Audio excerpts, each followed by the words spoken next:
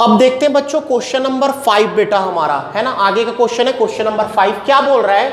The altitude of a right triangle. Altitude का मतलब होता है ऊंचाई, ऊंचाई, और ऊंचाई जो होती है, हाइट जो होती है, हमेशा 90 डिग्री पे ही लेना है आपको, 90 डिग्री पे ही मेजर करना है हाइट को। The altitude of a right triangle. ये राइट ट्रायंगल क्या होता है? एक ऐसा ट्रायंगल जिसका एक एंगल, ट्रायंगल के पास 3 एंगल होते हैं पता है हमको, उसमें से एक एंगल 90 डिग्री का होगा, उसको राइट एंगल ट्रायंगल बोलते हैं। ठीक है, अच्छा राइट एंगल ट्रायंगल ये क्या कर रहा है हमारे पास? ये हमारे पास बात कर रहा है क्या? शेप की, किसी भी शेप की बात कर रहा है। तो सबसे पहले मैं उस शेप को बना देता हूं। देखिए ध्यान दीजिए, ये हमारा है बच्चों राइट एंगल ट्रायंगल। देखिए ध्यान दीजिए, ये राइट एंगल ट्रायंगल है बेटा, ये राइट एंगल ट्रायंगल है हमारा, और इस ट्रायंगल को हमने नाम दे दिया अपने मन से, क्या नाम दे दिया? ABC। और यहां पर ये कितना डिग्री का दिखने लगा हमको? 90 degree. Angle B is 90 degree, ये हमने मान लिया क्योंकि राइट एंगल ट्रायंगल का एक एंगल 90 डिग्री का होता है, बचे हुए 2 एंगल एक्यूट एंगल होते हैं। चलिए ध्यान दीजिए क्या बोल रहा है, राइट एंगल ट्रायंगल का जो ऊंचाई है बच्चों, तो ऊंचाई देखो आपका ये भी ऊंचाई हो सकता है, और देखो ये भी ऊंचाई हो सकता है, लेकिन अभी इस पे ट्रायंगल खड़ा है इसलिए बेस है, इसलिए अभी क्या है? ये बेस है, इस पे खड़ा है, ये बेस है, और ये ऊंचाई है बच्चों। AB इज अ ऊंचाई, AB is a height, altitude 7 centimetre. अच्छा इसका जो एल्टीट्यूड है वो 7 centimetre less than it's base, इसके बेस से 7 सेंटीमीटर कम है। ये जो एल्टीट्यूड है, ये जो हाइट है, इसके बेस से 7 सेंटीमीटर कम है, 7 सेंटीमीटर कम है। लेस है, कम मतलब माइनस करना है, कम मतलब लेस बोल दिया मतलब माइनस करना है। And if the hypotenuse is 13 centimetre. अब ये हाइपोटेनियस को कैसे पहचानते हैं? राइट एंगल ट्रायंगल की सबसे बड़ी साइड, राइट एंगल ट्रायंगल की सबसे बड़ी साइड कौन होती है? हाइपोटेनियस होती है। और उसको पहचानने का एक तरीका क्या है? 90 डिग्री के जस्ट सामने वाला, ये 90 डिग्री के जस्ट सामने वाला साइड, ये अपोजिट साइड, 90 डिग्री के अपोजिट का साइड, सामने का साइड, सामने का साइड, यही क्या होता है बच्चों? हाइपोटेनियस होता है, जिसको H से शो कर रहे हैं। ये है बच्चों 13 सेंटीमीटर है बेटा। ये कितना सेंटीमीटर है? 13 सेंटीमीटर। अच्छा अब बोलता है फाइंड द अदर 2 साइड्स। बाकी दोनों साइड निकालो, ये निकालो, बेस निकालो और एल्टीट्यूड निकालो, बेस निकालो, परपेंडिकुलर निकालो, बेस निकालो, एल्टीट्यूड निकालो, सबका मतलब वही है। तो देखो ध्यान दो, ये बोल रहा है कि इसकी जो ऊंचाई है, इसका जो एल्टीट्यूड है वो क्या है? 7 सेंटीमीटर कम है बेस से। तो हम एज्यूम किसको करेंगे बच्चों? बेस को करेंगे। अरे भाई एल्टीट्यूड को एज्यूम कैसे करेंगे? बेस को एज्यूम करेंगे, तब तो उसमें 7 सेंटीमीटर कम करेंगे। तो बेस को हमने क्या एज्यूम कर लिया बच्चों? x centimetre. बेस को मैंने क्या मान लिया? x। तो बच्चों एल्टीट्यूड क्या होगा बेटा? इससे 7 कम, इससे 7 कम मतलब इसमें माइनस कर दो, x माइनस 7 सेंटीमीटर। नहीं आई बात समझ में? सबको आ रही है? ध्यान दीजिए, हमने जो जो किया है उसको लिख रहे हैं अब। Let the base of triangle ABC is x centimetre and the क्या बच्चों? Altitude of triangle ABC is x minus 7 centimetre. भाई हमने उसमें 7 कम कर दिया। अच्छा आपको गिवन क्या है? गिवन क्या है? तो गिवन को पहले लिख देते हैं, गिवन को पहले लिख देते हैं। चलिए गिवन दैट को पहले लिख देते हैं। तो गिवन दैट क्या क्या है बच्चों हमारा? हमको दिया गया है triangle ABC is a right triangle, right triangle, ये राइट ट्राइंगल है बच्चों, इन विच, जिसमें कि angle B is equals to 90 degree, ये 90 डिग्री है एंगल B। ठीक है, और एक चीज दिया है क्या? हाइपोटेनियस, हाइपोटेनियस AC, देखो AC है, इज इक्वल्स टू 13 सेंटीमीटर। समझ आया बच्चों? ये बात समझ आई है?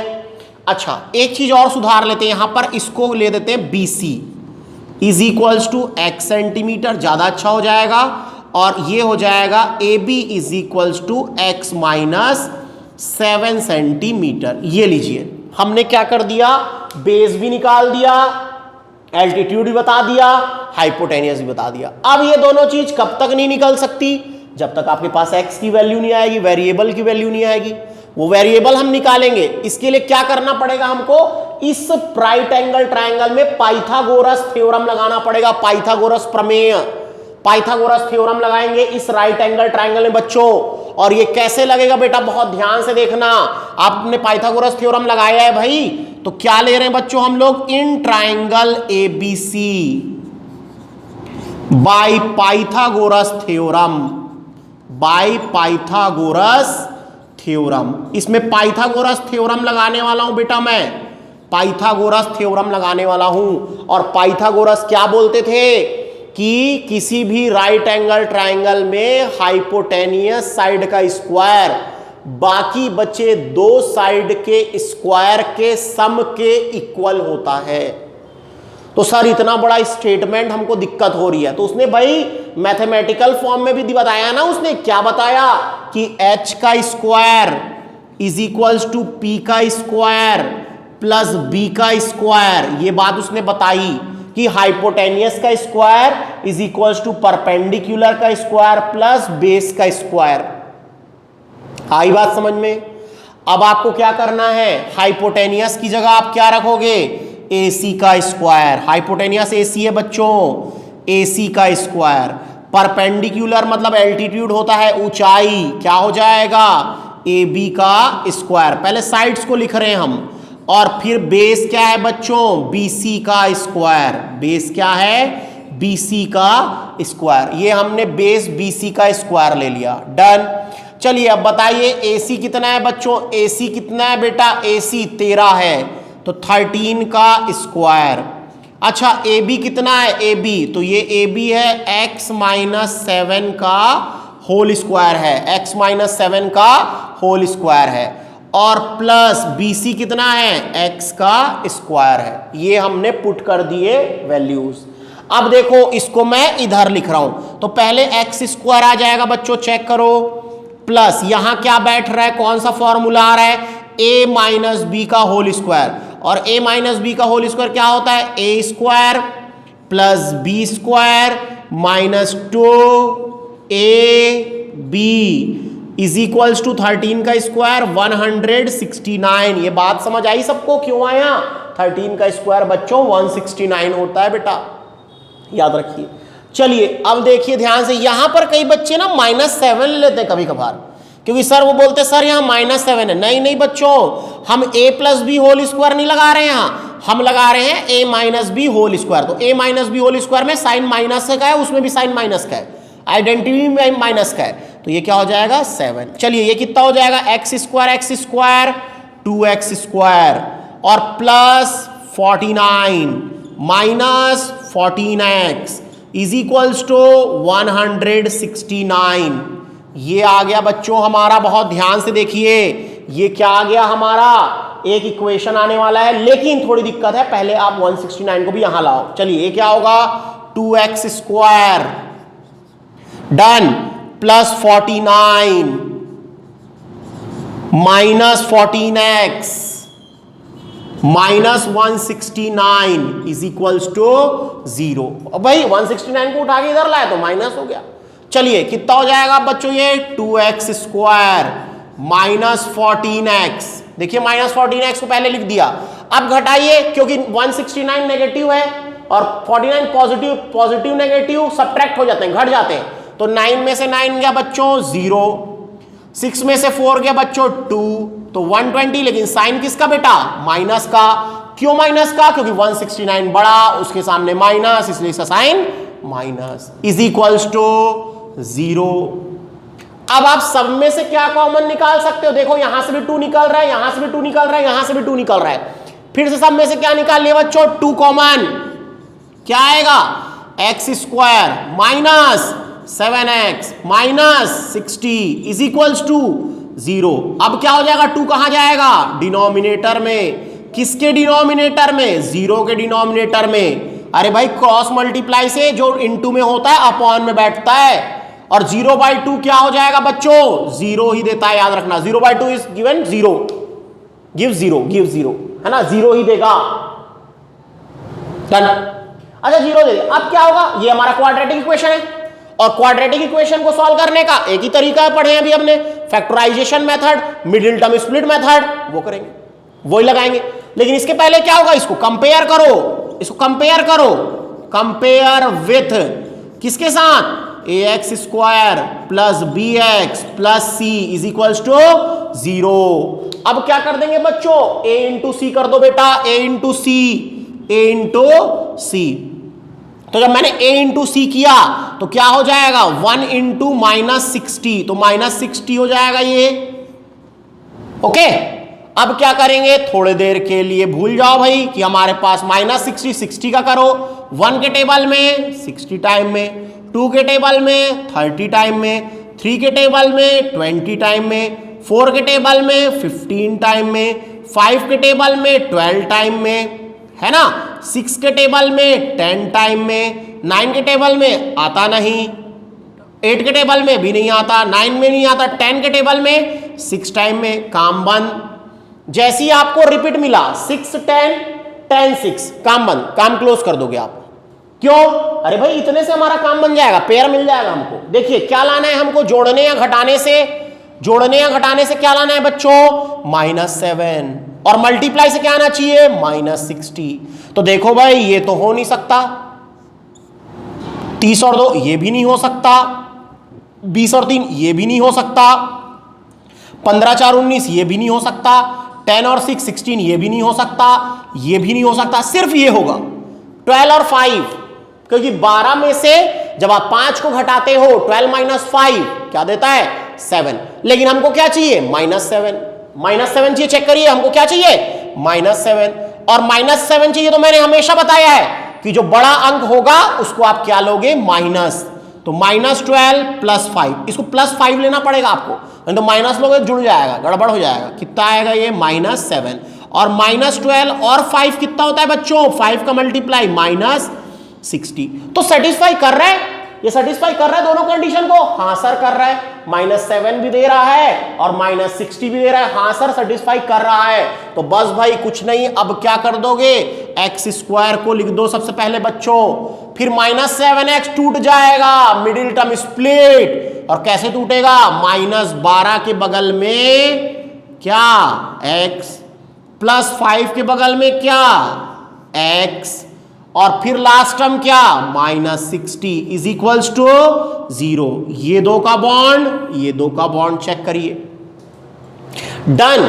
यहां से क्या निकालिए बच्चों, x, तो क्या बचा बेटा, x -12, यहां से क्या निकालिए 5, तो क्या बचा, x -12 इज इक्वल्स टू 0। दोनों में से क्या कॉमन निकला, चेक करिए, दोनों में से क्या कॉमन, x -12, और एक ब्रैकेट में क्या, x + 5 इज इक्वल्स टू क्या, 0। अब एक बार समझाया गया क्या, एक बार x -12 इज इक्वल्स टू 0, और एक बार x + 5 इज इक्वल्स टू 0। तो यहां पर क्या हो गया बच्चों, x इज इक्वल्स टू 12, और यहां क्या आ गया, x इज इक्वल्स टू -5, जो कि क्या होगा हमारा, नॉट पॉसिबल। अच्छा क्यों नॉट पॉसिबल है ये क्यों नॉट पॉसिबल है, क्योंकि side can never be negative, कभी भी साइड नेगेटिव नहीं हो सकता बच्चों। साइड है बेटा, -3 सेंटीमीटर का साइड खींच सकते हो क्या, देखे हो भैया, कभी नहीं, नेगेटिव नहीं हो सकता साइड कभी नेगेटिव नहीं हो सकता। इसलिए हमने क्या लिया, 12, तो 12 हमारा आंसर है। और हमने x को क्या लिया था, ध्यान दो, कहां दिया है, कहा, ये let the base of triangle is दिए, तो क्या हो जाएगा बेटा, लेट हटाओ, क्या लगाओ, hence the base of triangle ABC is कितना आ गया, 12 सेंटीमीटर, एंड द एल्टीट्यूड निकाल लोगे, and the altitude of triangle ABC is, इससे कितना कम, इस 12 से कितना कम, 7, तो 12 minus 7 is equals to 5 centimetre. तो ये दो आंसर है हमारे, ये 12 सेंटीमीटर निकला, ये 5 सेंटीमीटर निकला। तो बहुत अच्छे तरीके से आपको समझाया गया है, इसको बार बार आपको देखना है और प्रैक्टिस करनी है, तब ये क्वेश्चन बनेगा बच्चों। आया हुआ क्वेश्चन है ये। चलिए, तो आप अपने वीडियो को पॉज करेंगे और इसको नोट डाउन करेंगे।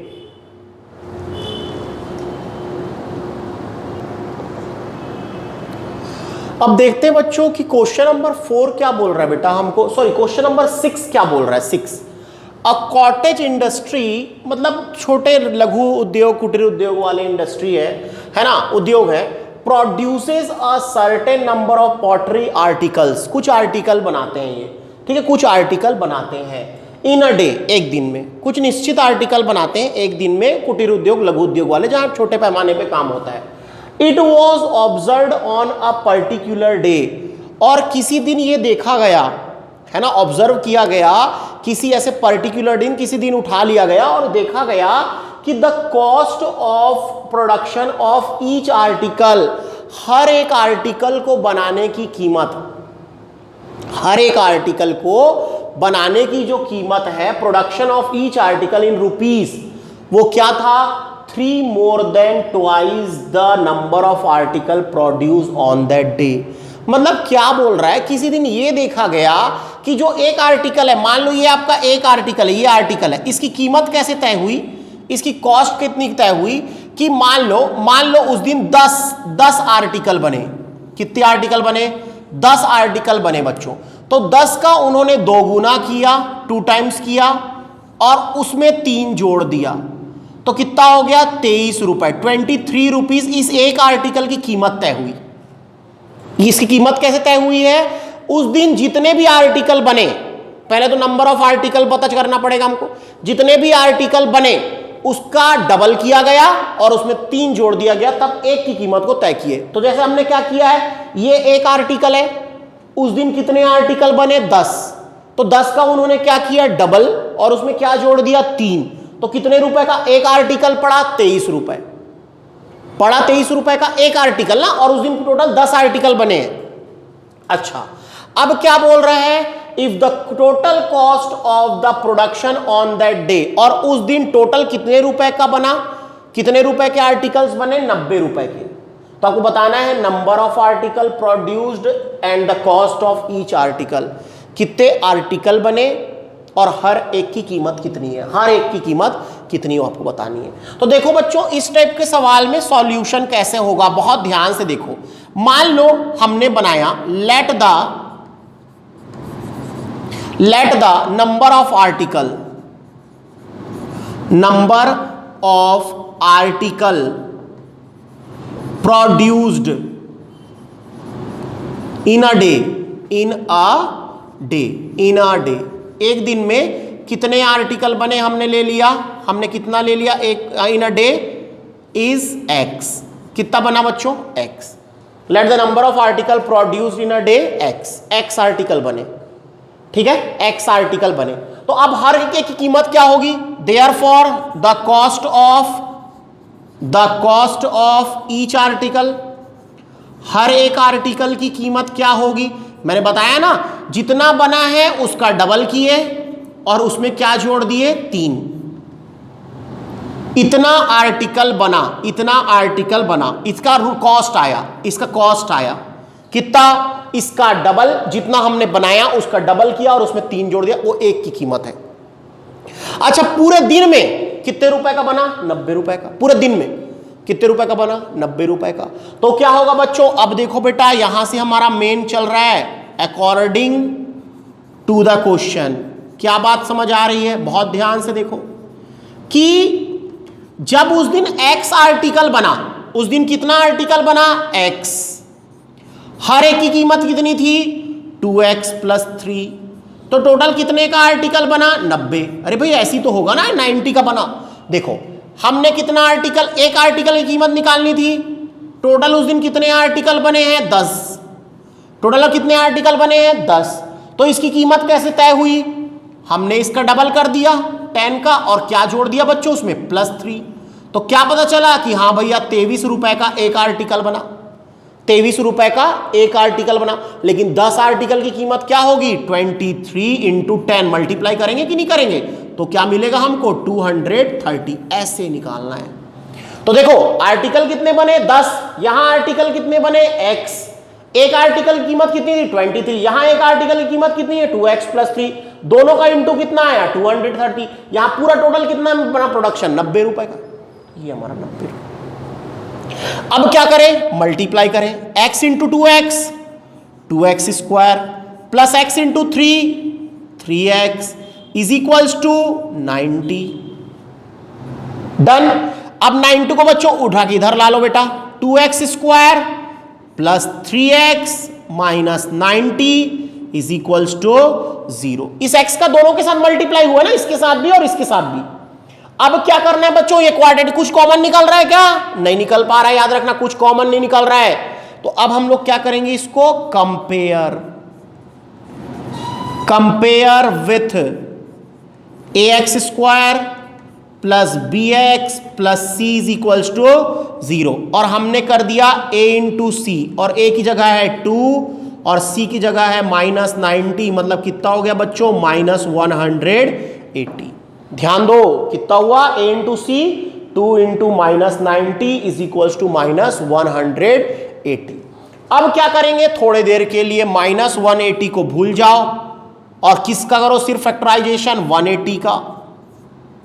तो 1 के टेबल में 180 बार में, 2 के टेबल में 90 टाइम्स में, 3 के टेबल में 60 टाइम्स में, 4 के टेबल में 45 टाइम्स में, है ना भाई, 5 के टेबल में 35 टाइम में, ठीक है 35 आएगा, 5 15 5 है ना, 5 नहीं 5 के टेबल में कितना होगा 5 15 36 टाइम में, ठीक है, और 6 के टेबल में 30 टाइम में, 7 के टेबल में नहीं आता, 8 के टेबल में नहीं आएगा, 9 के टेबल में 20 टाइम्स में, 10 के टेबल में 18 टाइम्स में, है ना, 11 के टेबल में नहीं आता, 12 के टेबल में 15 टाइम्स में, और 13 के टेबल में नहीं आएगा, 14 के में भी नहीं आएगा, 15 के में कितना आएगा 12 बार में। यहां रिपीट हो रहा है, चेक करो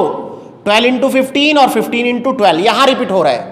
तो अब आपको क्या उठाना है, ऐसा टर्म उठाना है जिसको जोड़े या घटाएं तो क्या आना चाहिए प्लस 3 आना चाहिए, और मल्टीप्लाई करने से क्या आना चाहिए माइनस 180 आना चाहिए। देखते हैं इसको,